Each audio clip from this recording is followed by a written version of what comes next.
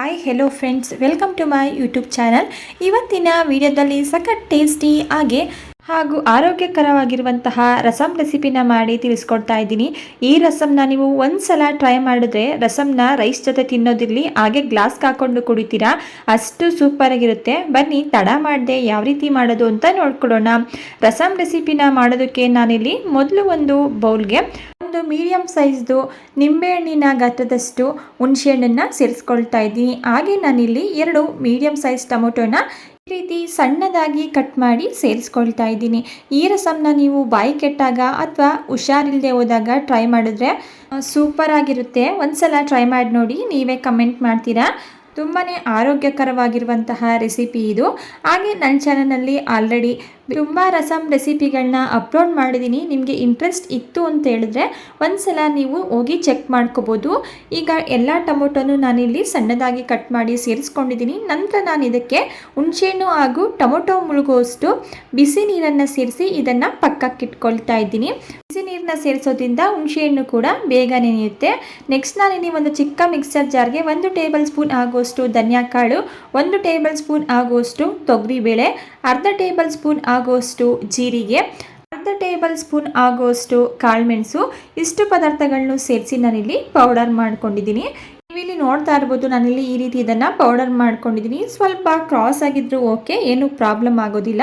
ಇಷ್ಟು ಪೌಡರ್ ಮಾಡಿಕೊಂಡ್ರೆ ಸಾಕು. ನೆಕ್ಸ್ಟ್ ನಾನಿಲ್ಲಿ ಅದೇ ಮಿಕ್ಸರ್ ಜಾರ್ಗೆ 2 ಹಸಿಮೆಣಸಿನ್ಕಾಯಿ, ಸ್ವಲ್ಪ ಕರಿಬೇವಿನ ಸೊಪ್ಪು, ಸ್ವಲ್ಪ ಕೊತ್ತಂಬರಿ ಸೊಪ್ಪು, ಇದ್ರ ಜೊತೆಗೆ ನಾನಿಲ್ಲಿ 1 ಗೆಡ್ಡೆಯಷ್ಟು ಸಿಪ್ಪೆ ಬಿಡಿಸಿಟ್ಕೊಂಡಿರುವಂತಹ ಬೆಳ್ಳುಳ್ಳಿನ ಸೇರಿಸಿ ಇದಕ್ಕೆ ಯಾವುದೇ ರೀತಿಯ ನೀರನ್ನು ಸೇರಿಸದೆ ಮತ್ತೆ ಇದನ್ನು ಸ್ವಲ್ಪ ಕ್ರಾಸ್ ಆಗಿ ಗ್ರೈಂಡ್ ಮಾಡ್ಕೊಳ್ತಾ ಇದ್ದೀನಿ.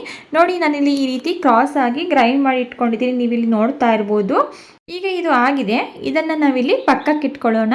ನೆಕ್ಸ್ಟ್ ನಾನಿಲ್ಲಿ ಬಿಸಿ ನೀರನ್ನು ಸೇರಿಸಿಟ್ಟಿರುವಂತಹ ಹುಣಸೆಹಣ್ಣು ಹಾಗೂ ಟೊಮೊಟೊ ಹಣ್ಣನ್ನು ನೋಡೋಣ. ಈಗ ಹುಣಸೆಹಣ್ಣು ಕೂಡ ಬಿಸಿ ನೀರಲ್ಲಿ ಚೆನ್ನಾಗಿ ನೆಂದ್ಕೊಂಡಿದೆ.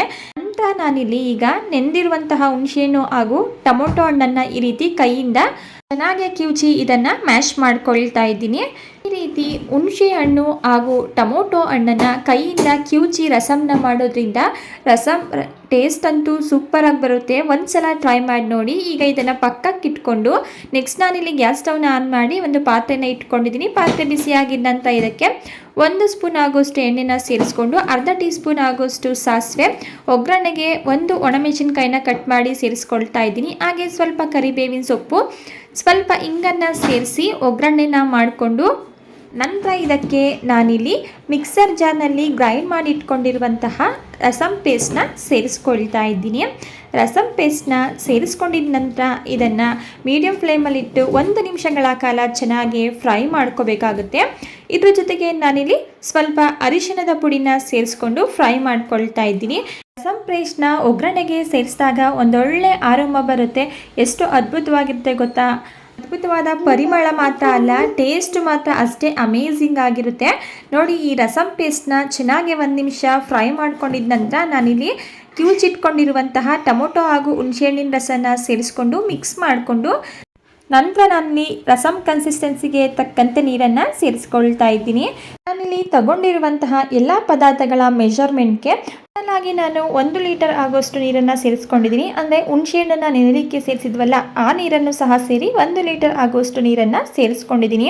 ನಂತರ ಇದಕ್ಕೆ ರುಚಿಗೆ ತಕ್ಕಷ್ಟು ಉಪ್ಪು, ಹಾಗೆ ನಾನಿಲ್ಲಿ ಸ್ವಲ್ಪ ಬೆಲ್ಲನ ಸೇರಿಸ್ಕೊಳ್ತಾ ಇದ್ದೀನಿ. ಬೆಲ್ಲನ ಸೇರಿಸೋದ್ರಿಂದ ಹುಳಿ ಏನಾದರೂ ಆಗಿದ್ರೆ ಅದನ್ನು ಬ್ಯಾಲೆನ್ಸ್ ಮಾಡುತ್ತೆ. ಬೆಲ್ಲನ ಸೇರಿಸಿದ ನಂತರ ಚೆನ್ನಾಗಿ ಇದನ್ನು ಮಿಕ್ಸ್ ಮಾಡಿಕೊಂಡು ಮೀಡಿಯಂ ಫ್ಲೇಮಲ್ಲಿಟ್ಟು ಒಂದು 5 ರಿಂದ 6 ನಿಮಿಷಗಳ ಕಾಲ ಚೆನ್ನಾಗಿ ಇದನ್ನು ಕುದಲಿಕ್ಕೆ ಬಿಡೋಣ. ಈಗ ರಸಮ್ ಕೂಡ ಚೆನ್ನಾಗಿ ಕುದೀತಾ ಇದೆ, ನೀವೆಲ್ಲಿ ನೋಡ್ತಾ ಇರ್ಬೋದು. ರಸಮ್ ಕುದಿಬೇಕಾದ್ರೆ ಘಮ ಘಮ ಅಂತ ಆರಂಭ ಬರ್ತಾ ಇರುತ್ತೆ. ಸೊ ಸೂಪರ್ ಆಗಿರುತ್ತೆ. ಒಂದ್ಸಲ ಟ್ರೈ ಮಾಡಿ ನೋಡಿ. ಹಾಗೆ ಇದಕ್ಕೆ ಕೊನೆಯದಾಗಿ ಸಣ್ಣದಾಗಿ ಕಟ್ ಮಾಡಿ ಇಟ್ಕೊಂಡಿರುವಂತಹ ಸ್ವಲ್ಪ ಕೊತ್ತಂಬರಿ ಸೊಪ್ಪನ್ನು ಸೇರಿಸಿ ಮಿಕ್ಸ್ ಮಾಡಿಕೊಂಡು ಗ್ಯಾಸ್ ಸ್ಟವ್ನ ಆಫ್ ಮಾಡಿಕೊಂಡೆ. ಒಂದೊಳ್ಳೆ ಸಖತ್ ಟೇಸ್ಟಿ ಹಾಗೂ ಹೆಲ್ದಿ ಆಗಿರುವಂತಹ ರಸಮ್ ರೆಡಿ ಆಯಿತು. ನಾನಿಲ್ಲಿ ಇದನ್ನು ಒಂದು ಪಾತ್ರೆಗೆ ಟ್ರಾನ್ಸ್ಫರ್ ಮಾಡಿ ಇಟ್ಕೊಳ್ತಾ ಇದ್ದೀನಿ. ಒಂದೇ ರೀತಿ ಸಾಂಬಾರ್ ಅಥವಾ ರಸಮ್ನ ತಿಂದು ಬೇಜಾರಾಗಿದ್ರೆ ಖಂಡಿತ ನೀವು ಕೂಡ ಈ ರಸಮ್ನ ಟ್ರೈ ಮಾಡಿ ನೋಡಿ. ಆಗಿರುವಂತಹ ರಸಮ್ನ ನಾನಿಲ್ಲಿ ಬಿಸಿ ಬಿಸಿ ರೈಸ್ ಜೊತೆ ಸರ್ವ್ ಮಾಡ್ಕೊಳ್ತಾ ಇದ್ದೀನಿ.